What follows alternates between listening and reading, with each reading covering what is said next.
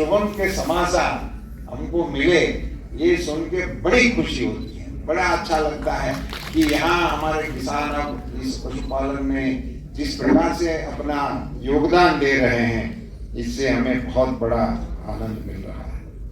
हमारा देश सदियों से, जैसे मनोज जी बता रहे थे कि हमारा तो वेद काल से ये गौ माता का, गोपालन का, और उन्होंने तो डिग्रियां बताई कि गोमक किसको कहते हैं, गोपालक किसको कहते हैं, और गोधन से हमारी क्या एक प्रकार से उस समय की हमारे मानक रहते थे, किसको क्या कहना है, इस पर गोधन से उनकी मानक बनाते थे। मगर हमारा तो जीवन ही शुरू होता था दूध से। जब हम इस सृष्टि में आते हैं तो माँ का दूध मिलता नहीं, तो हमारा तो स्वर्गवास वहीं का वहीं हो जाता। तो दूध से ही हमारा जीवन शुरू होता है, माँ के दूध से हमारा प्रारंभ होता है। और हमारे जीवन में कहावतें बनी हुई है कि दूध की लाज रखना, दूध को अपने दूध को मत ले जाना। माता ये अपने बच्चों को सीख ये देती हैं कि मेरे दूध को दीपाना, दुनिया में जाकर तुम जो भी करो, आपका जितना भी सम्मान होगा वो आपके माता के दूध का सम्मान होता है। तो दूध का इतना बड़ा महत्व हमारी संस्कृति में बताया गया। और माँ के दूध के बाद दूसरा अच्छा कोई दूध मिलता इस सृष्टि को चलाने में, वो गाय माता का दूध है। उसी को हम अभी जिस प्रकार से प्रमोट हो रहा है, मुझे आज इस महफिल में बड़े गर्व से बताना कि प्रधानमंत्री नरेंद्र मोदी जी ने जिस प्रकार से इस राष्ट्र को दिशा दिया, जिस प्रकार से उन्होंने देश में काम करने का तरीका सरकार का और लोगों को भी उसमें जोड़ने का प्रयास किया, मैं मानता हूं कि ये आज का जो उत्सव है, दुग्ध दिवस, वर्ल्ड दुग्ध मिल्क डे का हमारा ये आज का जो कार्यक्रम चल रहा है, उसका चित्र ही इसका सबसे बड़ा सबूत है कि कश्मीर में ये कार्यक्रम हो और 15 राज्यों के नेता इधर इस कार्यक्रम में हिस्सा ले रहे हो, और हमारे इतने किसान भाई बहन इस कार्यक्रम में इसके समर्थन के लिए आए हो।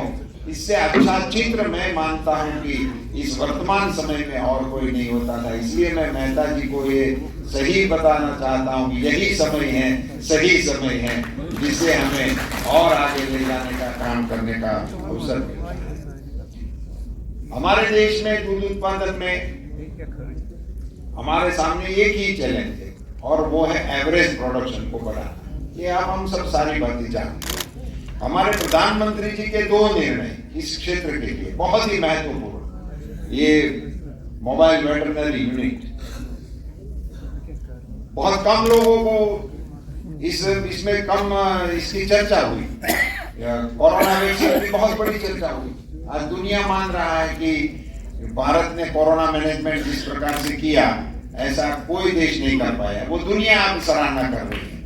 मगर कोरोना वैक्सीन से पहले, 1 साल पहले, पूरे देश के पशुओं को वैक्सीनेशन करने के प्रोग्राम को मंजूरी दे दी थी। तो उन्होंने प्रारंभ पशुओं के वैक्सीनेशन से किया, वो कोरोना वैक्सीन तक जाके अटका है, मेरा ये मानना है। और इसी प्रकार से इस सेक्टर को हेल्थ की दृष्टि से भारत सरकार ने पूरे देश के पशुओं को एक सुरक्षा का कवच देने का बहुत बड़ा काम किया। और इस वैक्सीनेशन के प्रोग्राम चलते के साथ ही मोबाइल वेटरनरी यूनिट देने का काम किया, और इसी के चलते डोर स्टेप पे आप इनको टेक्नोलॉजी की मदद पहुंचाने का काम कर रहे हैं। इसके लिए मैं राज्य सरकारों के मुखियाओं को तहे दिल से बधाई देना चाहता हूं। भारत सरकार ने दे दिए, मगर वहां पहुंचाने का, संचालन करने का, उसका सेंटर चलाने का, वहीं से उसको पहुंचाने का काम आप राज्य सरकार वाले कर रहे हैं।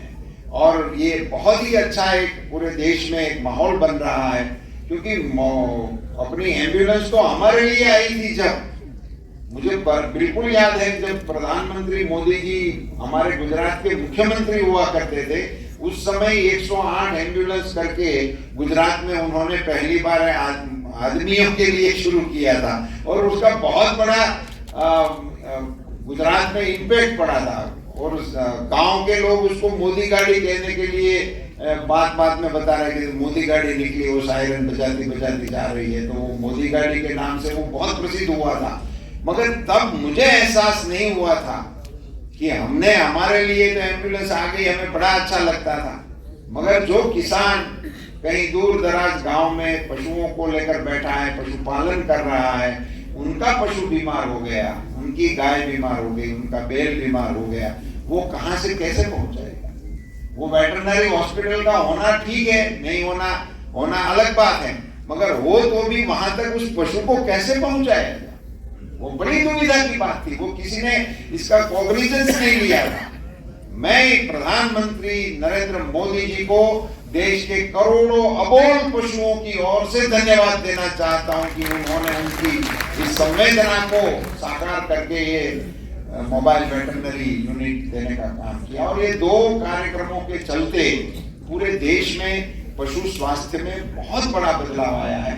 और जैसे सभी यहाँ बताया गया है, और कश्मीर का मुझे मेहता जी बोल रहे थे कि हमारा इसमें 5वां नंबर है, हमको ठीक नहीं लग रहा है। हमें आज सभी राज्य के मंत्रीगण हैं और इनके साथ इस सेशन के बाद जब चर्चा शुरू करेंगे तभी सभी को इसमें अपने अपने, आज जैसे मनोज सिन्हा जी ने गवर्नर के नाते यहाँ के कार्यक्रम बताए, यहाँ की अपनी रूपरेखा का बयान किया, उसमें से अच्छी चीजें सबको सीखने को देखने को मिल सकती हैं। ऐसे सभी राज्यों में से ये हमारा एक प्रयास है कि भारत सरकार के मंत्री के नाते मैंने ये कार्यक्रम को शुरू करने का प्रयास किया था। और आज के इस कार्यक्रम को ये वर्ल्ड डे, मिल्क डे के साथ जोड़ के परमानेंट मैं इस प्रथा को दाखिल करना चाहता हूं कि हर इस दिन पर ही हमारी ये मीटिंग भी रहेगी और ये दिन की उजवनी भी इनके साथ जोड़ के हम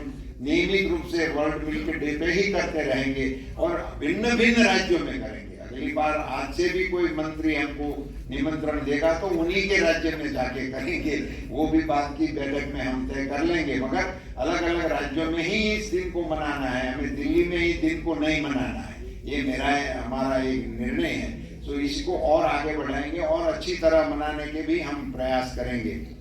दूध के उत्पादन में मैं एक छोटी सी बात आप सबके सामने रखना चाहता हूँ। ये जो अमूल का जिक्र यहाँ से बड़े गौरव के साथ आप कर रहे हैं और सभी दुनिया में आज इसका नाम है, Amul the taste of India करके हमारा सब बहुत ही अच्छा कर। उसमें करणीय बात इतनी ही है कि वहाँ एक कोऑपरेटिव मॉडल है। कोऑपरेटिव मॉडल में भी वो किसानों से दूध खरीदते हैं, फिर प्रोसेसिंग वगैरह करके इनका मार्केटिंग करते हैं, कई चीजें देश में और इंटरनेशनली भी बेचते हैं। उनमें से जो मुनाफा आता है वो मुनाफा फिर से किसानों के पास जाता है, ये अमूल मॉडल है। और प्राइवेट में भी यदि मिल्क खरीद लिया गया तो बाद में किसान को कुछ नहीं मिलता है, तो 1 रुपया ज्यादा मिला कम मिला अलग चीज है, मगर जो खरीद लिया वो वहां से उनका और किसान का लेन देन समाप्त हो जाता है। अमूल मॉडल में ये बात होती है कि वो किसान से जिस दाम पे खरीद लेता है उसके बाद जो भी प्रोसेसिंग मार्केटिंग में उनको मुनाफा मिलता है वो मुनाफा उनके लीटर के हिसाब से वापस देता है। वो भी ऐसे नहीं मनगढ़ंत, जिसका 1000 लीटर दूध है तो उसको 1000 लीटर के रेशियो के हिसाब से मुनाफा वापस आता है। सो सभी किसान को ये लगता है कि ये तो मेरा ही है, तो किसान भी इसको इसी तरह अपने हैं, इस प्रकार से कोशिश करते हैं। मनोज जी बता रहे थे कि हमें यहाँ कोऑपरेटिव में बहुत ही अच्छा एक नया डेवलपमेंट हो रहा है। ये आप सब जानते ही हैं कि हमारे प्रधानमंत्री विभाग को स्वतंत्र मंत्रालय बनाया, ऐसे ही कोऑपरेटिव विभाग को भी स्वतंत्र मंत्रालय बनाया है। और कोऑपरेटिव मंत्री श्री अमित शाह जी ने कुछ दिन पूर्व ही घोषणा किया है कि पूरे देश में नए 2 लाख कोऑपरेटिव्स गठने का कार्यक्रम उन्होंने हाथ में लिया है। और उन्होंने एक नया मॉडल भी डेवलप करने का प्रयास कर रहे हैं कि वहां पैक्स में एक ही एक्टिविटी जो किरा अपना ऋण देने लेने का काम करते थे तो वो सिर्फ ऋण तक ही सीमित थे, मिल्क के जो काम कर रहे हैं तो वो सिर्फ मिल्क का ही काम कर रहे हैं। इन सारी पैक्स को वो मल्टी स्पेशलिस्ट कर देना चाहते हैं, मल्टी एक्टिविटीज करने का उन्होंने कानून में भी प्रावधान कर दिया है और सभी राज्य सरकारों के साथ कोऑपरेटिव सेक्टर के माध्यम से वो परामर्श चल रहा है। जो मिल्क का काम कर रहा है वो अनाज का भी करेंगे।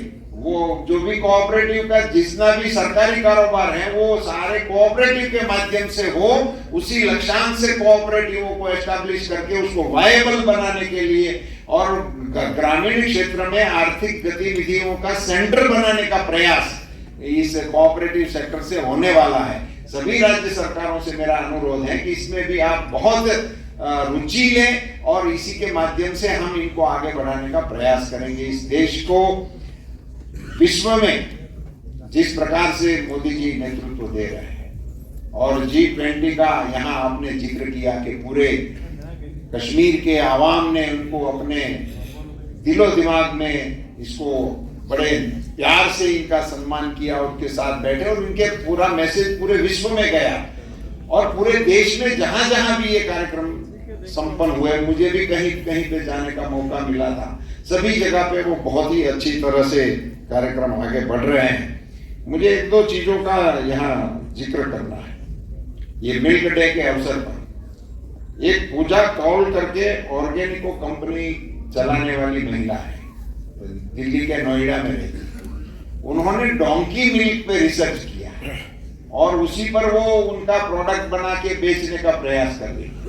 किसी ऐसे एक कार्यक्रम में, जैसे आज आप स्टॉल पे हमको विजिट कर रहे थे, ऐसे एक स्टॉल में हैदराबाद में एक कार्यक्रम में मैं देख रहा था, तो डोंकी मिल्क देख के मुझे थोड़ा आश्चर्य लगा। तो मैं उस स्टॉल के पास खड़ा रहा, उसको पूछा कि बहन क्या है, तभी उन्होंने बताया और मैंने कहा कि ये आप खरीदते हो कैसे? आप सबको जान के हैरानगी होगी, वो 1300 रुपये लीटर किसानों से मिल्क खरीदती है, दुनिया का सबसे महंगा होती है डोंकी मिल्क, और उनमें से वो कॉस्मेटिक प्रोडक्ट बनाकर उसका मार्केटिंग कर रही है।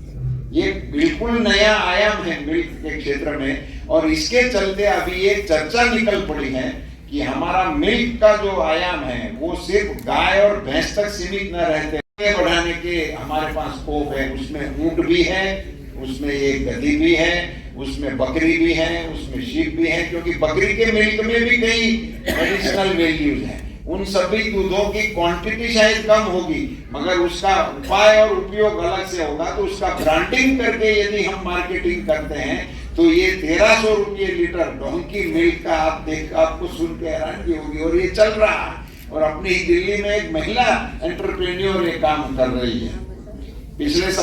पिछले महीने में मेरा यहाँ एक और कार्यक्रम के चलते दौरा हुआ था, तभी मुझे एक जावेद अहमद करके मागम गांव बारामुल्ला का एक आदमी से मेरा मुलाकात हुआ था। उसकी स्टोरी जानने लायक है, इसलिए मैं यहाँ इसको शेयर कर रहा हूँ। उसने मुझे बताया था, मेरा रूबरू भी उनसे भेंट हुई थी, कि उन्होंने आपकी गवर्नमेंट की ओर से मिलती हुई सहाय से 20 भेड़ें खरीदी, आपकी लोन से 20 भेड़ें खरीदी और वो 3 साल पहले। और अभी मैं पिछले महीने जब इनको मिला तो उनके पास 100 भेड़ें थी मौजूद, उसी के साथ मेरा मिलना हुआ था। वो 20 में से 3 साल में 100 हो गई और उन्होंने दबेश्वर में ये भी बोला था कि कुछ मैंने उसको इसमें से थोड़े बेच भी दिए हैं। तो वो बेच दिए वाले को मैं ना गिनूं तो भी 20 से 100 गुना 3 साल में हुआ। कोई भी अर्थशास्त्री मुझे बताएं कि 3 साल में 5 गुनी कोई प्रॉपर्टी होती है, ऐसा कोई बिजनेस नहीं है, अकेला ये ही बिजनेस है जो इस प्रकार से आगे ले जाता है। वो एक पढ़ा लिखा बंदा, वो शायद ग्रेजुएट आदमी था, उसने क्वालिफिकेशन भी मुझे बताया और वो 3 साल में वो 20 से 100 तक पहुंच गया। ये है इस योजनाओं का बेनिफिट लेकर हम कहां से कहां तक जा सकते हैं।